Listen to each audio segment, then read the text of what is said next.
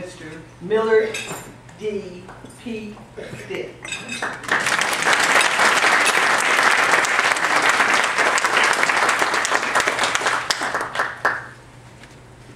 Good morning. Good morning. Thanks, Pat. Usually when people introduce me that well, people think I'm a lot taller than I am.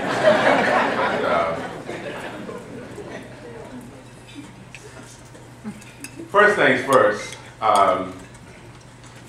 to the Master of Ceremony, Cavell Phillips, Reverend Cavell Phillips, Pastor Cavell Phillips. He and I have known each other for years.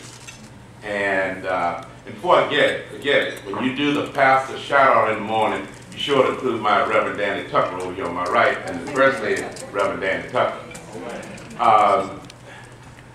He and I have known each other for years, and most of you may know or have remembered that this past Friday, my telephone rang off the hook because this is the Friday that we always had the free concert at Virginia State University. And we did not have it, but Cavell was one of our Master of Ceremonies and just did an awesome job, really did. So I thank you for all that you did. Now, I don't even know why you all want me to speak, and Ms. Reeves have done everything and said everything that needs to be said this morning. Let's give her another round of applause.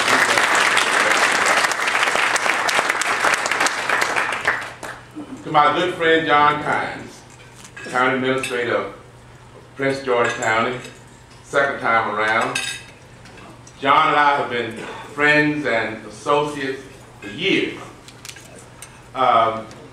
One of my jobs at Chesterfield, I was the Director of Parks and Recreation, and I discovered through a meeting at my Rotary Club one morning that housed at Fort Lee were Navy Seabees. And Navy Seabees are kind of the construction battalion of the Navy, but they will steal you blind. You will never leave any valuables around the Seabees. If you had a car, by the time you recognize it again, it would be a tank. They knew how to take your stuff. But they also had to have projects on the weekends. And I contracted with them at no cost to Chesterfield County to build a community center, the first ever in Chesterfield, and a floating boat dock at Henrica's. And all I had to do was provide food for them.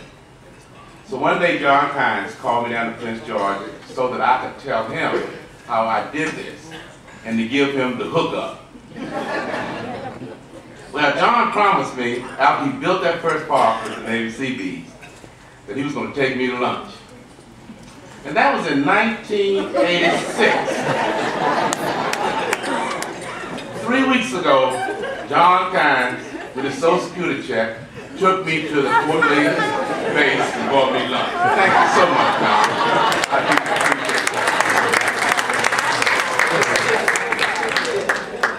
To all the local elected officials here today and appointed officials, good morning to you. And I particularly want to say to the local elected officials, I can't tell you how much we at Virginia State University appreciate the years of generosity that you have done with Virginia State University by providing scholarship dollars to your students from Prince George, and we matched it with our dollars from the university. You have just been an absolutely wonderful partner, and we hope that you will continue to be that partner. I want to thank you all for inviting me to speak today. I did have, a process by which I'm invited to speak. I've given in my career over 600 different speeches, and I always enjoy Black history, and I enjoy going to churches and speak. But I do have a rule, and the rule is my fee. It kind of is like this. If you choose the subject, I have one fee that I charge you. But if you let me choose the topic, it doesn't matter, it's the same fee, as long as it's different. But today, I want to do something different, and I want to present to the Prince George Black History Committee a check for next year to help launch your program. So I have it up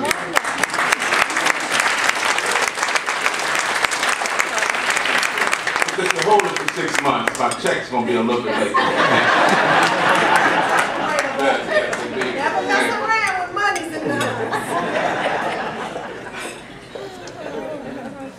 Ann and I have been hanging out in Pat for years, and we've had a great time doing that.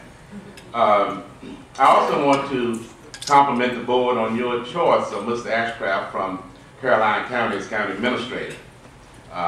He owes me, because the week after I met with John about some issues, I did go to see him.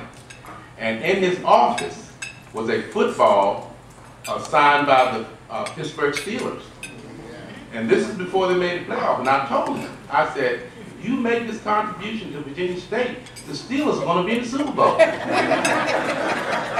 So the Steelers are in the Super Bowl. And I also told him that I can help your career if you just tell people you met with me. And look, he's got a promotion right down here in Prince George County. So he really owes me as soon as he gets to town. I want to thank my pastor, Danny Tucker and First Lady Tucker, for showing up today. I decided to go back to my church, Jerusalem in Jarrett, because my father and grandfather were deacons at that church, and my mother still a member of the church. And the first thing they did was to put me on the deacon board. The second thing they did was make me chair of the pastoral selection committee. Now, I need not tell you church members what a pastoral selection committee is all about.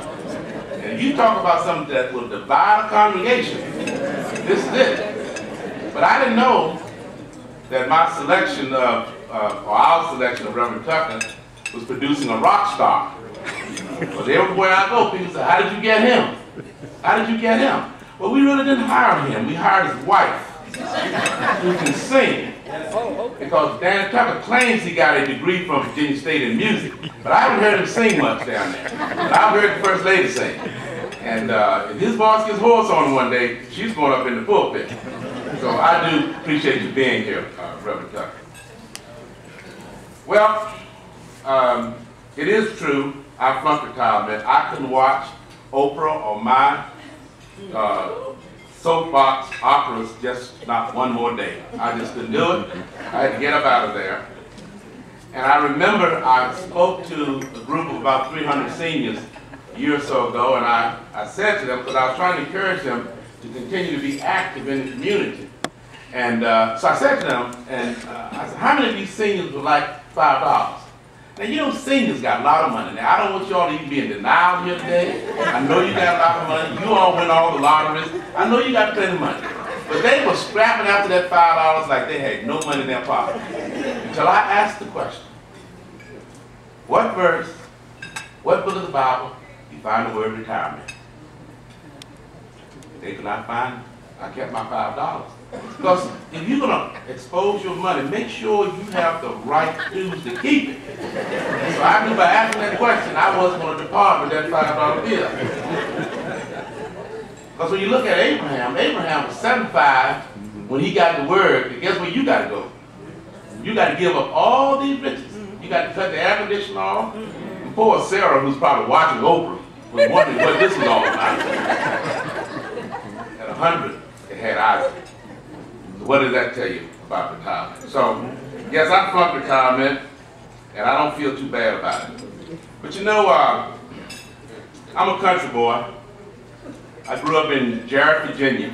We had a 300-acre peanut farm, cotton, corn, soybean. We grew 400 head of chicken. We grew 200 head of hog. We had about 26 cattle. We had 26 acres of cotton. And, you know, if you've never picked cotton, you've never lived. And you're probably glad you didn't pick cotton. But I knew being on the farm wasn't something I wanted to do. But what really sealed the case for me was one day, we had 8 mules. And in those days, when you bought a mule, there were 2 types of mules. One we called the sawmill mule, which was a huge animal. Then the other one was a little miniature kind of mule that you work your gardens with. And I remember my grandfather when he would purchase the mules, the first thing he would do is look at the teeth. So any of you guys and girls trying to hook up with somebody, look at the teeth first. They got good teeth. They're pretty healthy. My grandfather, because you know, that mule had to eat that hard corn. And that corn would fire them up. They'd pull you up and down that field. And you know, people can call a mule dumb, but a mule is a lot smarter than a horse. A mule will not overexert itself. When it comes in at the end of the day to drink water, and it is hot, it will not touch that water.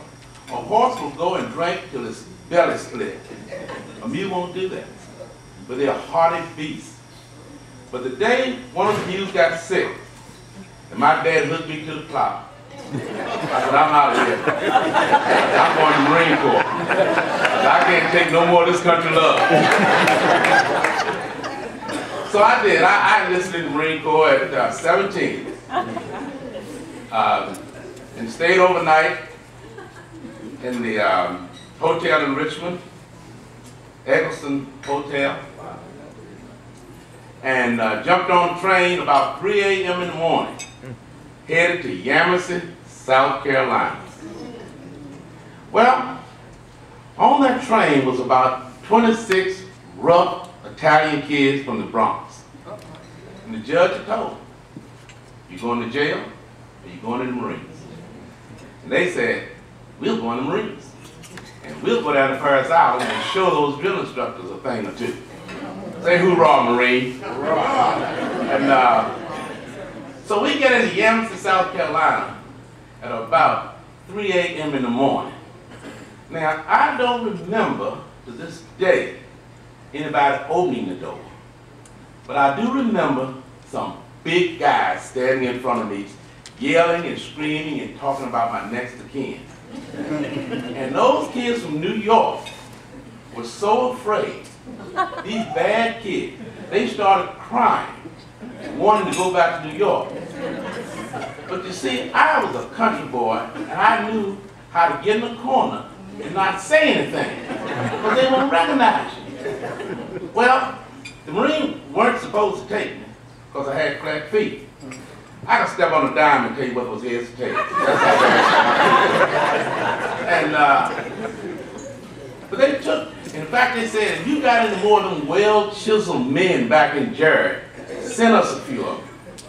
Well, we woke up about 5 o'clock that morning to get breakfast. And they served me French toast. Now, we don't take and put no syrup on light bread where I come from. How that supposed to hold me? I mean, I'm used to plowing a mule. I'm having a piece of chicken, a pork chop, 3 pieces of sausage, 4 eggs, and 2 biscuits and some buttermilk. And you giving me French toast, a slice of bread with syrup on it. I did not eat French toast for the next 10 years. Wouldn't touch it. But I had a great career in the Marine Corps. And I came out of the Marine Corps after 5 years. I spent my last 2 years in the American Embassy as a Marine sergeant protecting Ambassador Angelo Duke, who was John Kennedy's chief of protocol. And while I was there, we lost 2 planes in a refueling mission over the Mediterranean, and 2 of the hydrogen bombs fell in the ocean. And some of you may have seen the movie Men of Honor. Carl Bashir and I were in the hospital at the same time when they were trying to repair his leg. And so I got out of the Marine Corps after 5 years and headed to Norfolk State University. And my career took off. And I'm very proud of having gone to Norfolk State University. But I know you want to talk a little bit about diversity in government this morning. I'm going to talk just a little bit about that. And then what I really want to talk to you about is what would Martin Luther King say if he came back today? And kind of share some of those thoughts with you and not keep you all morning. Of course, you farmers, it's raining outside, you can't plow, so you might as well go back to the buffet line and get some food. In 1991, the county administrator sent for me. I had just been, I joined Chesterfield in 1984 and was the deputy county administrator of the assistant to the county administrator for about 3 years, and then I was promoted to Director of Parks and Recreation. And one day, my boss sent for me and he said, we are having issues here in Chesterfield County with being able to hire African Americans and women in key jobs. And he said, what should we do about it? What can you tell me that will help us? And I thought for a moment. At the time, Chesterfield County was, the black population was 13% of the population, 8% of the general population in Chesterfield, and 13% of the workforce. And I don't know what made me think about it, but I had gone to the Learning Week exercises in the city of Richmond, and so right away I said to him, let's have a Black History Month celebration. But let it not be about blacks. Let's let it be about the community and how we work together. And so he said, what do you have tonight? I said, well, let's start off with a concert. You go down to Virginia State and have a concert, and then we'll have some seminars, we'll have some events in the libraries, and then we'll have a festival for the kids on Saturday, and then we'll conclude with a business breakfast talking about why diversity is important. And he looked at me like I had just smacked him with a 2x4, because he couldn't believe I was saying all of this. And he said to me, he said, so how are you going to pay for this? I said, well, if you give me permission, I'll raise the money in the corporate sector. And that first year, I got Philip Morris, IBM, and Reynolds Metals to give $15,000. Virginia State let us use Virginia Hall free. Wynton Marsalis had performed Thursday night in Charlottesville on his way to Virginia Beach for a Saturday night performance. We picked him up on a free Friday night, got him for $10,000. And we launched the Black History Program. When we ended the Black History Program in its full program last year, we were up to 41 corporate sponsors and $250,000 in money. So it was very good. But guess what happened? During that intervening period, the black percentage of employees in Chesterfield County went from 13% to 24%. And not in the service areas, in the menial area, 3 of the 4 top people reported to the county administrator when I retired were African American. We had women in key positions. Pat Kizzer was one of them. Ann is one of them. All because we let the community know that we were open for every community. I raised money for the Hispanic community. The Asian community came to me and said, will you help us raise some money to do what you are doing? And I raised them $75,000 in 60 days. And they put on one of the best Asian American. Of course, I eat free Chinese all over Chesterfield now. I don't think and then the spinoff of all of that was communities like Prince George and the city of Franklin and other communities are now doing Black history. Because it's not about Black history per se, but it's about the history of the community and how we all work together. And so it was very exciting. We brought in talent from all over the country. James Brown, to the Temptations, the 10th year was the Temptation, the 4 Tops. We had Smokey Robinson. And it was interesting, we signed all of our artists to a 70-minute contract. When I picked up James Brown from the airport, he said, Brother Stith, I can't do 70 minutes. I was thinking, he's smart about it. He just said, why, you too old? I didn't want to go there. I said, so why not? He said, I need 2 hours to do my music. I said, well, you can sing till in the morning because ain't nobody going to leave. And he put on a show, as did, and Smokey said the same thing.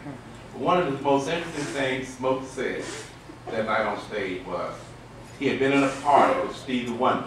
And Stevie Wonder told him, he said, Smokey, drink as much as you want, I'll drive you home.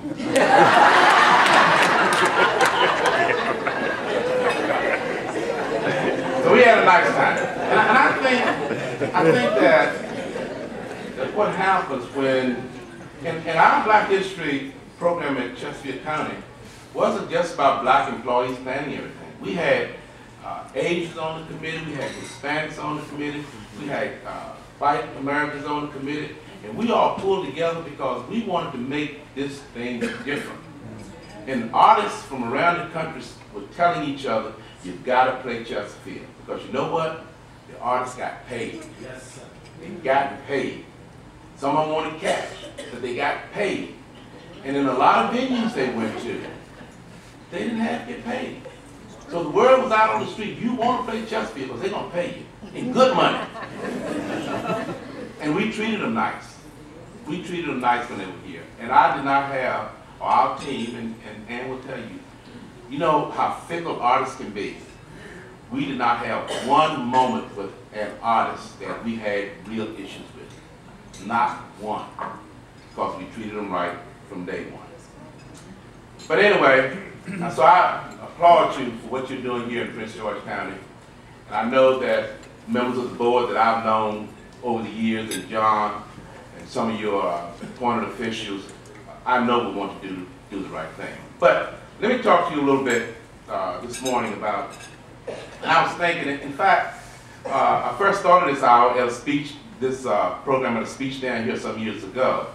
And I was thinking one day, I said, I just wonder what Martin Luther King would say if he came back today and walked through our community. And you know, I think about the greats like King and Booker T and Du Bois, who he and Booker T fought all the time. Booker T thought all black folks that were free should be farmers because they had that agrarian talent. And Du Bois said, no, they should be in the corporate boardrooms where they need to be. And those two fought it out for years. And today, we have successful black farmers and we have successful black executives in boardrooms. So they were way ahead of their time. But I was thinking about what Martin was saying. And if I look at the area of religion, I think he would be really, really proud that there are a great number of successful churches that are being built today. I think he'd be proud that people are beginning to go back and touch base with their spiritual being. Because the health books say that people who have a good, strong spiritual background live a little bit longer. You know? So when you get in church on Sunday, and that offering plate come around, think about how much longer you're going to live. I heard a preacher say one time, I don't want to hear nothing hit the plate. So, but I think he would be really, really upset that 11 o'clock Sunday morning is still the most segregated time in America. I think he would be disappointed that so many of our clergy are being caught up in scandals and ignoring what the church is supposed to be all about. I'm not so sure that he'd be very comfortable with the tremendous wealth of black ministers. I think he would be somewhat ashamed at some of the ministers who got caught up in taking church money and in scandals with women. I think he would be very, very disappointed because while Martin may have received money for speaking engagements, I would bet my last dollar that he gave a lot of it back to SCLC. I think that he would just engulf himself in the church so that when the message is going outside of the church walls, it's into the whole community and not about being what it will it take for me to wear an $8,000 suit. I think Martin would be real uncomfortable with that. In the area of education, I think he would be pleased that black colleges and black universities are surviving and that many of our young people are going to college. But I can tell you this, at Virginia State University, the population is 2 women to every 1 male. Our males are just not going to college. 47% of our black males do not have a high school education. 47%. And he would be very disappointed at that. He would be pleased, though, that the statistics show that graduates of predominantly black colleges and universities earn 20% more than black students who finish predominantly white colleges. And that's a heck of a number. But he'd be very pleased at that. But he'd be somewhat disappointed that our state legislators do not fund our historical black colleges like they do the William and